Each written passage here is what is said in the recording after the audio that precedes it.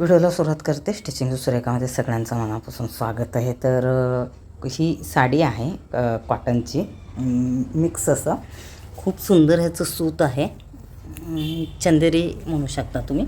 आणि ह्याच्यावरती असा ब्लाऊज आला आहे, म्हणजे प्लेन आला आहे. मग त्यानंतर ठरलं की ही आधी काढते. ही अशी साडी आहे, थोडासा पिस्ता कलर आहे ह्याचा, म्हणजे पिस्ताच आहे, पूर्ण असा डार्क पिस्ता नाही, ह्याच्यामध्ये थोडासा वेगळा वाटतो.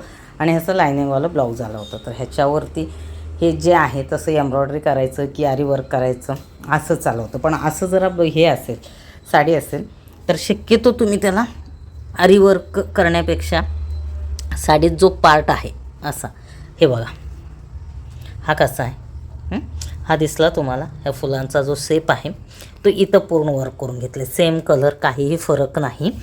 आणि दोन्ही हातावरती आणि गळ्याला पाठीवरती ते हे केलेलं आहे. मी आधी हे ब्लाऊज व्यवस्थित करते.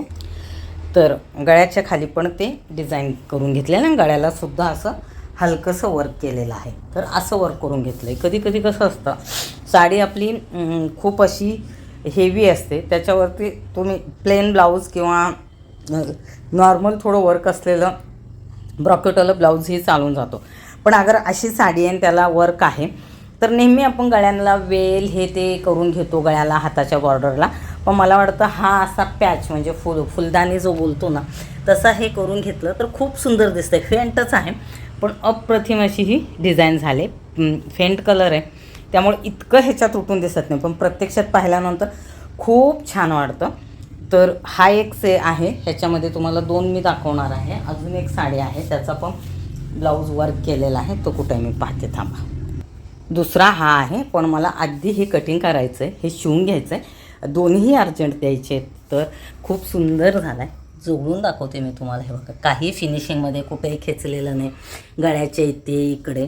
तर मस्त असा हा ब्लाऊज रेडी झालेला आहे. चला शिवून घेते. हा ब्लाऊज शिवून झाला आहे. खूप सुंदर दिसते ही डिझाईन जी आहे. ॲक्च्युली साडीवरती जितकी सुंदर दिसते त्यापेक्षा ब्लाऊजवरती खूप सुंदर दिसतं. आणि आपण नेहमी कसं गळ्याला खूप जास्त हेवी, गळ्याला ही सिंपल केलेली डिझाईन आहे. आणि इथं मागे पाटीला जसं आहे, मला वाटतं हा कलर थोडासा दुसरा असला असताना जास्त उठून दिसलं असतं, असं माझं म्हणणं आहे. पण आता त्याच्यामध्ये साडीमध्ये तसंच कॉम्बिनेशन होतं. हे हातावरती हे असं हे झालं आहे, नंतर डमीला दाखवते. आणि दुसरी साडी घेते मी आता, म्हणजे दुसरं ब्लाऊज. तो तर खूपच सुंदर आहे, कॉम्बिनेशन खूप सुंदर असल्यामुळे तुम्हाला हे पाहिलं की लक्षात येईल. चालेल, चला आपण ह्याचं आधी ही व्यवस्थित साडी इथे खाली हे हे केलं आहे, म्हणजे शॉर्ट व्हिडिओसाठी पण आणि मला हे दाखवण्यासाठी पण बरं पडतं. आधी मी साडी व्यवस्थित तिथे हे करून ठेवते. चांगली सिल्क मध्ये आहे. आणि काय रेंज आहे ह्याचं मलाही एवढी आयडिया नाही आहे, पण पदर मस्त आहे. काठ पण खूप सुंदर आहे, छोट्या काठाची, छान दिसते. हे बघा किती सुंदर दिसते. आणि ह्याचा हा काठ आहे, म्हणजे आणि रनिंगच ब्लाऊज आहे, त्यामुळे ही अशी दोन्ही मिक्स करून घेतलं, म्हणजे हे गोल्डन आणि हे खूप सुंदर दिसायला लागलं आहे. खाली हे वर्क करताना हे पेपर लावून करतात. हे हातावरती घेतलं आहे आणि पाठीवरती काठ वापरलं आहे. खूप सुंदर दिसते. आणि ही डिझाईन ऑलरेडी मी एका ब्लाऊजला केले होते, इतकं सुंदर दिसायला लागलं हे पाहतानाच मला तरी. चालेल, आता हे पूर्ण व्यवस्थित तुम्हाला म्हणजे ओपन करून दाखवते डिझाईन. हे पहा, गोल्डन आणि जो बॉर्डर आहे ब्लू कलरचा, आणि साडीचा कलर आहे पर्पल. तर इतकं सुंदर आणि इतकं छान दिसायला लागले ही डिझाईन.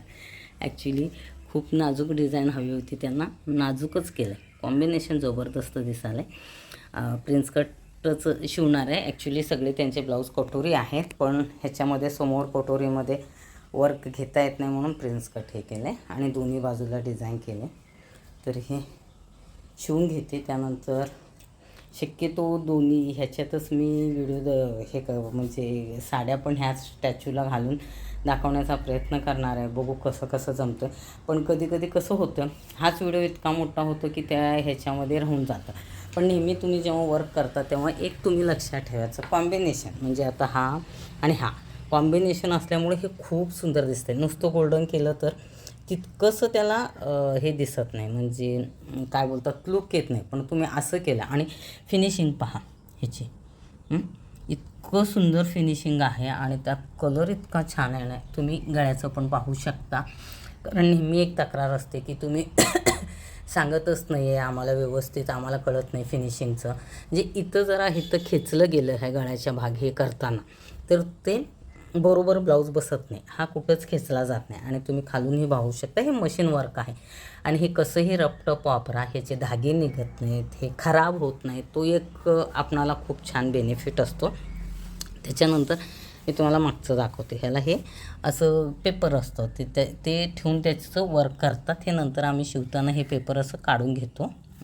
कॅनव्हाससारखाच प्रकार असतो, हा पातळ असतो पण त्याच्याने तो व्यवस्थित येतो. पण ह्याच्यामध्ये तुम्हाला कोणाला करिअर करायचं असेल तर खरंच सांगते, खूप आत्ता फॅशन आहे, तुम्ही करू शकता. पण ह्याला प्रॅक्टिसची जबरदस्त गरज असते. बिना प्रॅक्टिसचं हे कधीच होत नाही. प्रॅक्टिस हे मेन इम्पॉर्टंट आहे ह्याच्यामध्ये. कारण तुम्ही जितकं प्रॅक्टिस करतील ना तितकं तुमचं हात साफ होईल. म्हणजे फिनिशिंगसाठी आरी वर्क असो, हे असो, टेलरिंगचं काम असो, खूपदा असं विचारतात की हे करिअरसाठी ऑप्शन आहे का? तर आहे, का नाही आहे? असू शकतं ना इतकं छान, पण तुम्ही मेहनत करायला पाहिजे. तुम्हाला फिनिशिंग असेल आणि तुम्ही तुमचं काम तुमचं पब्लिकपर्यंत व्यवस्थित पोहोचलं असेल तर तुम्हाला ऑर्डर मिळते. आता मी तर घरातूनच करते आधीपासून, पण तरीही खूप छान असं मी ह्याच्यामध्ये मला वाटतं करिअर केलं आहे. आणि बऱ्यापैकी मी इन्कम आहे. म्हणजे माझ्या मताने कोणाकोणाला ₹1,00,000 पण कमी वाढतात, कोणाकोणाला 10,000 पण जास्त वाढतात, आपल्या विचार करण्यावरती. पण आपण काहीतरी करतो ह्याच्याशी खूप असं कुठंतरी समाधान असतं आहे. आपणही काहीतरी मदत करतो घरच्याला. कधीकधी असंही वाटतं की काही करणं गरजेचं नाही, आपलं फक्त घरी व्यवस्थित सांभाळावं, मुलांना चांगले संस्कार दिले तरीही ते बेनिफिट आहे. असं नाही की आपण काहीतरी केलंच पाहिजे तरच आपलं आहे, असंही मी कधी मानत नाही. मी सहजासहजी करायला गेले आणि माझं ह्याच्यामध्ये करिअर घडून गेलं, हेही मी सांगते. मी कधीही ह्याच्यामध्ये काहीतरी करेन हे कधीही माझ्या डोक्यात नव्हतं, आधीच सांगते. खूपदा व्हॉट्सअपवरती मेसेज असतात की आम्हाला खूप कामाची गरज आहे ताई, आम्ही कसं करावं, काय करावं?